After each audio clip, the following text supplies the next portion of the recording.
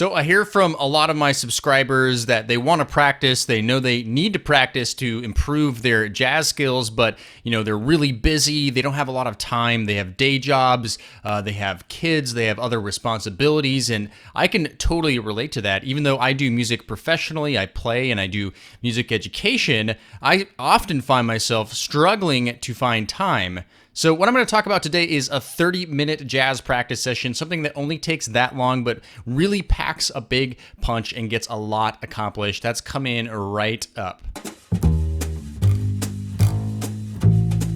Hey, what's up? Brent from LearnJazzStandards.com, which is a blog, a podcast, and videos all geared towards helping you become a better jazz musician. If you don't want to miss anything that goes on this channel, make sure that you subscribe below at the button if you haven't done so before, and you'll be locked in to everything that's going on here.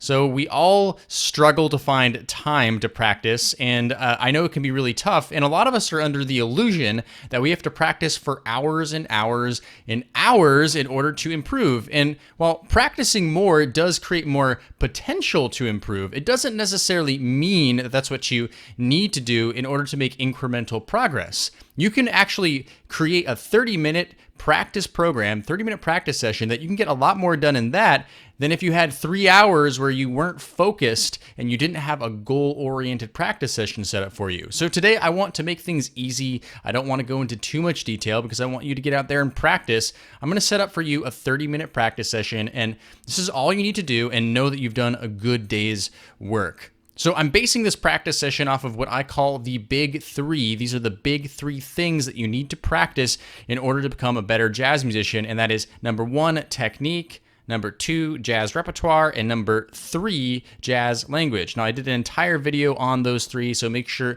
you check out the link in the card above that I'll provide for you. That's definitely a video worth checking out.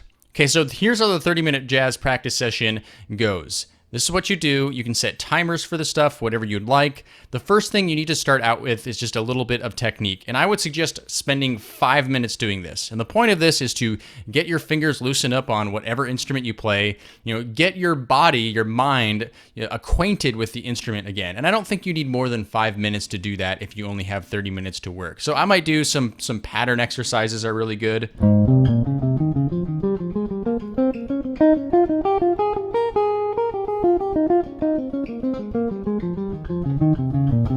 There's a lot of different things you can do. Arpeggios, you can try playing things in different keys, different positions. Maybe if you're a trumpet player, you're playing long tones. If you're a saxophone player, you're doing other exercises like that as well. Whatever is good for technique for your instrument, spend 5 minutes doing that.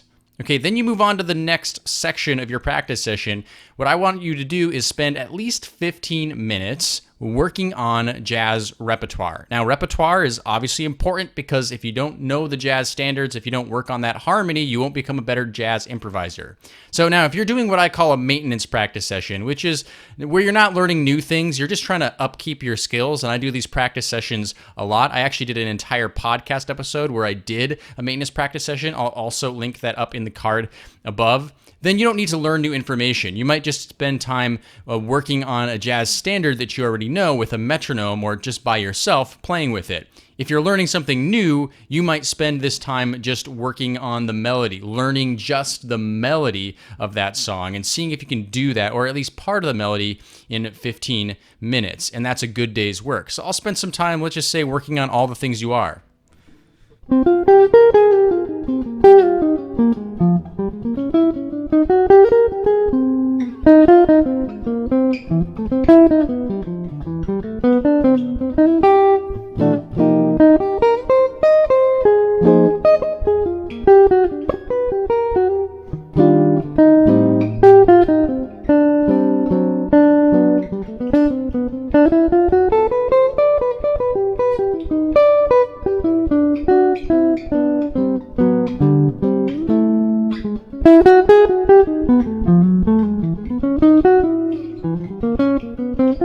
So you get the point. Just go and jam through the song a little bit, get those chops going if you're just doing a maintenance practice session or you're learning a little bit of a melody or the chord changes or something like that.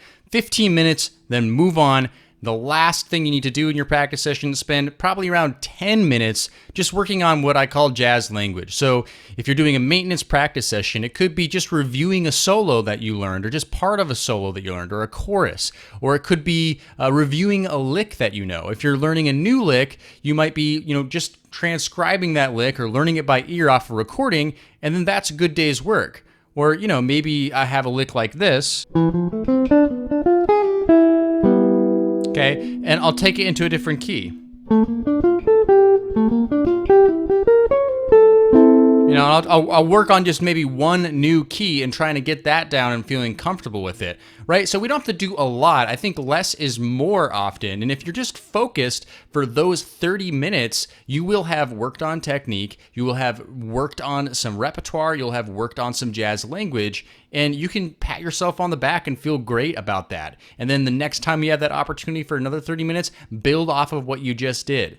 All right, so that's my 30-minute practice session. Now, practicing is really my big passion for teaching my students. I feel like as a teacher, the most important thing that I can do is to show my students how to practice, not necessarily cool tricks or different shortcuts like that. Practicing is really where it's at. That's why I want you to check out, if you haven't already, my free mini course called Accelerate Your Jazz Skills, where we really go over a lot of stuff of what to practice, how to practice, and different things like this. So you can find that at accelerateyourjazzskills.com. All right, this is what I want you to write down in the comments. Let me know, what would you do in a 30-minute practice session, and how would you set it up so that you're focused and that you get everything done in just that amount of time? And let me know in the comments below. All right, that's all for that video. I hope you found that helpful. Make sure you subscribe to the channel, and I'll see you in the next video.